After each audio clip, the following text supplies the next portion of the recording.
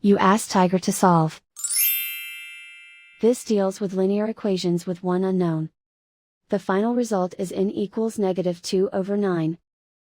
Let's solve it step by step. Simplify the expression. Group like terms. Simplify the arithmetic. Group all constants on the right side of the equation. Add 2 to both sides. Simplify the arithmetic.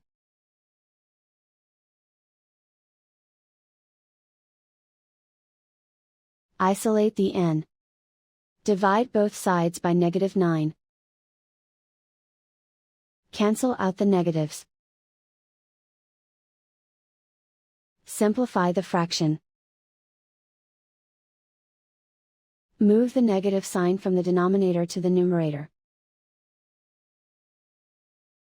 And so the final result is n equals -2/9.